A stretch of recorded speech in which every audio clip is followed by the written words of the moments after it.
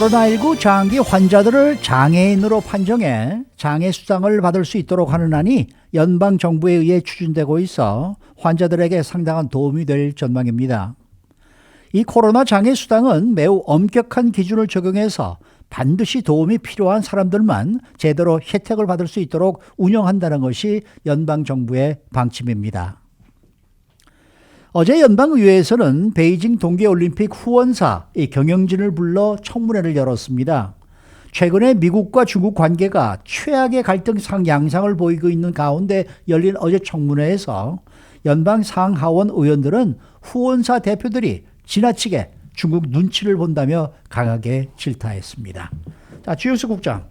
안녕하십니까. 우선 첫 소식으로 코로나19 환자들이 이제 장애수당을 받을 수 있게 됐다는 소식입니다. 네, 그렇습니다. 이제 미국에서는 코로나19 장기 환자들 경우에 장애인으로 이제 인정받을 수 있는 상황이 되는 것 같습니다.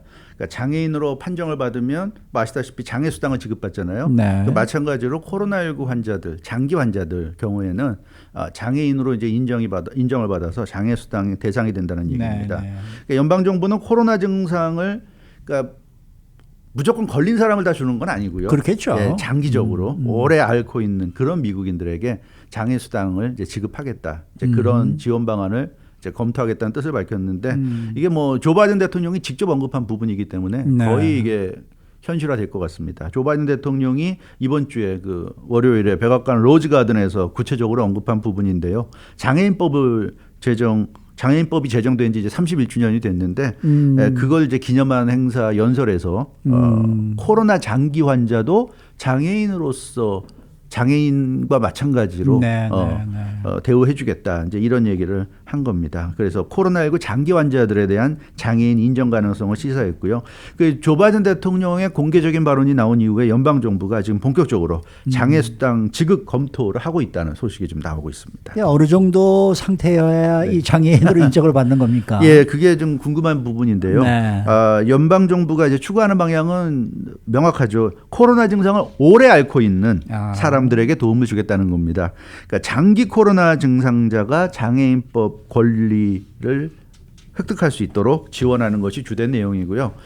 조 바이든 대통령이 백악관 연설에서 구체적으로 장애인으로 인정받을 수 있는 경우를 이렇게 언급을 했어요. 조 바이든 대통령이 언급한 대목을 살펴보면 외형적으로 코로나에서 회복된 것처럼 보여도 실제로는 여전히 코로나 그 후유증을 겪고 있는 그런 사람들, 그 최소한 수개월 한 달 이상 그렇게 된 사람들이 대상이다. 이제 이런 얘기고요. 구체적인 증상까지 얘기했는데 호흡곤란이라든가, 어지럼증, 만성 통증, 피로 같은 이런 그 코로나에 감염된 사람들이 겪는 전형적인 이런 증상이 어쩌다 왔다가 그냥 또 사라질 수 있는데 그런 건 이제 해당 대상이 아니지만 지금 말씀드린 이런 증상들이 굉장히 장기간 지속된다면 한 달이 넘어가고 두다섯 달 계속 된다면 그런 사람들은 대상이 될 수 있다. 이제 이렇게 얘기를 하고 있습니다. 그런 사람들 중에 때로는 장애 수준에 도달하는 경우도 상당하다. 이렇게 조 바이든 대통령이 언급을 했어요. 이제 점점 악화가다면. 네, 그렇죠. 그렇기 때문에 그런 사람들은 도움이 필요하다는 얘기고요. 아시다시피 미국에서 아프면 돈 많이 들어가잖아요. 그래서 그런 사람들을 이제 도와야 된다는 얘기고요. 그러니까 장기 코로나 환자들을 신체적 장애인 내지는 정신적 장애인으로 인정받을 수 있도록 새로운 지침을 마련한다는 얘기입니다. 이 코로나19에 걸리면 육체적으로도 물론 아프지만 육체적으로 그럭저럭 참다 해도 정신적인 또 아픔이 큰 경우가 많잖아요. 그런 경우까지도 다 대상이 될 수 있도록 해주겠다는 얘기인데요. 어찌됐건 이렇게 오랜 기간 동안 코로나19 때문에 아프거나 후유증을 겪고 있는 사람들은 이 장애인법에 적용받을 수 있다는 부분 앞으로도 주의 깊게 뉴스를 살펴보면서 지켜보셔야 될 것 같습니다. 그러면 장애인으로 인정이 되면은 그 어떤 혜택을 받을 수가 있는 거예요? 기본적으로 지금 현재 장애인들이 받는 혜택은 다 받을 수 있다. 네, 그렇게 보시면 될 것 같고요. 그러니까 장애인으로 인정되면 가장 중요한 게 이제 간병인의 지원을 받을 수 있잖아요.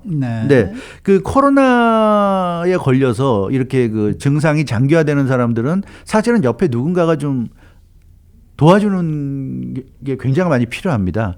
본인이 가족이 많고 이러면 가족이 도와줄 수 있지만 요즘 가족 없는 분들도 많은데 그럴 경우에는 참 일상생활을 버텨나가기가 쉽지 않아요. 예를 들어서 마켓 가는 것도 힘들고 당장 먹고 사는 것도 쉽지 않을 수 있는데 이 간병인들이 병도 도와주고 뭐 마켓 갔다 오고 하는 것도 도와줄 수 있고 여러 가지 면에서 도움을 줄 수 있는데 이런 그 실질적으로 생활에 도움이 되는 각종 혜택을 받을 수가 있다고 그럽니다. 그리고 연방정부가 장애인들에게 지급하는 장애수당도 받을 수 있다. 이렇게 지금 전해지고 있습니다. 네. 자, 그러면은 누가 이런 혜택을 받을 수 있는지 네. 정말 궁금하긴 합니다만은 네. 장기 코로나 환자로 인정을 받아야 할 혜택, 그래야 혜택 대상이 되는 거죠? 예, 그렇죠. 그러니까 네. 장기 코로나 환자로 인정을 받는 게 중요한데요. 네. 연방정부는 반드시 도움이 필요한 사람들에게만 혜택이 들어가게 하겠다는 방침입니다. 네. 뭐 아시다시피 지금 실업수당 같은 것도 보면 대상이 아닌 사람들이 사기쳐서 받아가고 이런 경우도 많기 때문에 네. 이 코로나 환자 같은 경우는 반드시 해당되는 사람들에게만 혜택을 주겠다. 그래서 굉장히 엄격하고 까다롭게 자격을 제한할 것으로 보여지는데요. 연방보건복지부와 연방법무부가 합동으로 지침을 발표했습니다. 코로나19 증상으로 하나 이상의 주요한 생활활동이 제한된 경우로 한정한다. 그러니까 코로나19 증상 때문에 나 단순히 아파요 이 정도가 아니라 그 증상 때문에 주요한 생활활동이 하나 이상 제한되는, 그러니까 제대로 생활을 할 수 없는 그런 경우입니다. 집에서 생활하기 힘들다거나 아니면 직장 생활을 제대로 할 수 없거나 뭐 이런 정도가 아마 나와야 될 것 같고요. 그리고 얼마나 장기적으로 코로나19 증상으로 어려움을 겪는지가 중요해요. 아무리 아프다고 그래도 이제 뭐 아픈 지 일주일도 안 됐다 그러면 아마 그런 사람들은 해당이 안 될 겁니다. 네. 예, 그리고 코로나19 증상으로 인한 어려움이 어느 정도인지 그것도 핵심적인 내용 중에 하나고요.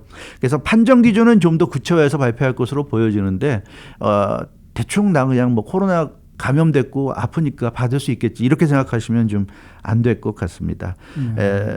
그래서 이 최소한 하나 이상의 지속적인 증상이, 그러니까 하나 이상의 증상이 지속적으로 계속돼야 되고요. 아니면 증상은 뭐 달라져도 계속해서 아픈 겁니다. 그러니까 예를 들어서 증상은 바뀌지만 뭔가 아픈 게 계속 이어지는 거.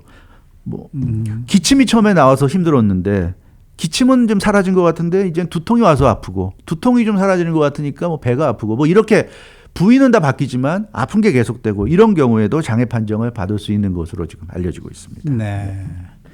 자, 다음 소식입니다. 이제 지금 일본에서 도쿄올림픽이 열리고 있고 내년 2월에는 중국 베이징에서 이제 동계올림픽이 개최되지 않습니까? 네.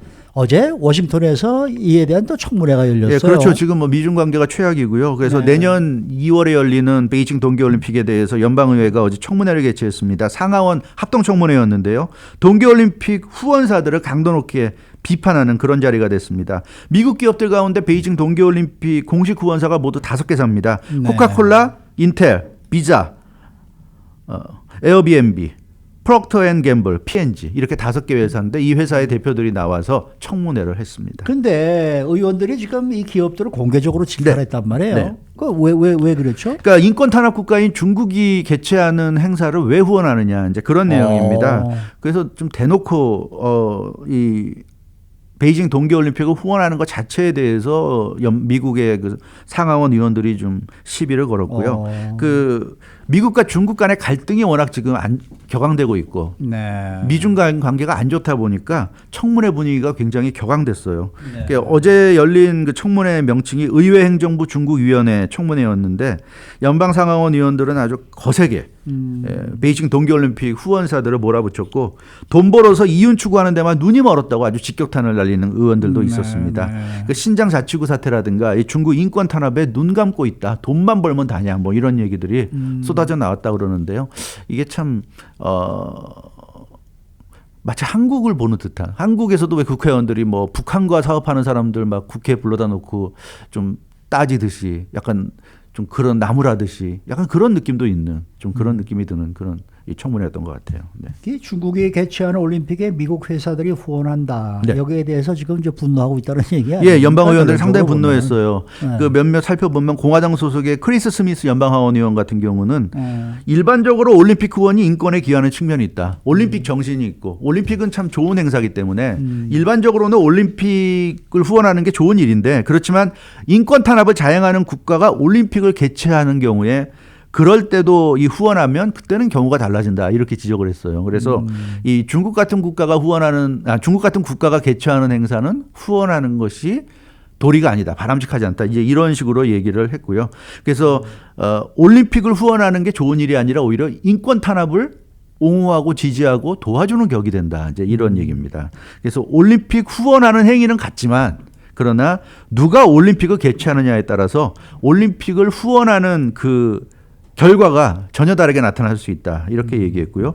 결국 이게 모순인데 똑같은 올림픽을 후원할 뿐이라고 얘기할 수 있지만 누가 개최하느냐에 따라서 전혀 다른 결과로 이어질 수 있기 때문에 이게 좀 모순일 수 있지만 그런 모순을 해결하려면 후원사들도 책임의식을 가져야 된다. 이렇게 얘기했습니다. 네. 그러면서 크리스 스미스 하원 의원은 이 베이징 동계올림픽의 연기 또 개최지 변경 등을 주장했는데요. 중국의 소수계 탄압 그 인권 문제가 해결되지 않으면 올림픽을 개최할 수 없게 만들어야 된다. 아주 초강경 입장을 밝혔습니다. 근데 어제 청문회에서 보면은 뭐 후원사를 대표해 나온 경영진에게 아주 대답을 강요하는 장면도 있더라고요. 네, 그게 저는 개인적으로 좀 보기 민망한 장면이었는데요. 이게 참 공개적인 자리에서 뭐 그런 얘기하는 건 참 좀 그런 것 같습니다. 후원사 경영진에게 여러 가지 질문을 던지면서 대답을 압박하는 장면이 많이 나왔어요. 그러니까 중국이 지금 신장 지역 무슬림 소수민족 위구르를 대상으로 인종 청소, 그 제노사이드를 자행하고 있다는 그 논란에 대한 언급이었는데, 그러니까 미국 정부가 최근에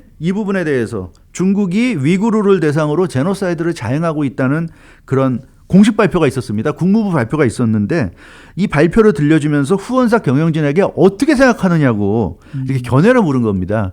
그러자 다 5대 후원사 중에서 인텔의 스티브 로저스 부사장만이 미국 정부 발표를 사실로 믿는다 이렇게 답했어요. 네. 자기는 국무부 보고서를 읽었고 국무부가 내린 결론을 믿는다 이렇게 대답했고요. 나머지 4개사 뭐 코카콜라라든가 비자라든가 나머지 4개사 대표들은 원론적인 답변에 머물렀어요. 그러니까 뭐 정확한 답변을 하지 않았습니다.